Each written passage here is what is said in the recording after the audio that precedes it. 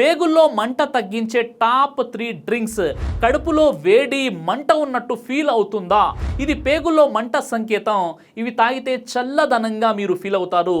1 lemon honey water. ఉదయం ఖాళీ కడుపుతో ఈ డ్రింక్ తాగితే పేగులలోని ఆమ్లత అసిడిటీ తగ్గుతుంది, డైజెషన్ సాఫీగా సాగుతుంది. 2 మధు శిశిరం. జీలకర్ర ప్లస్ ధనియాలు ప్లస్ సోంపు ఇవన్నీ 1 స్పూన్ చొప్పున రాత్రి నానబెట్టి ఉదయం ఆ నీళ్లు వడగట్టి తాగండి.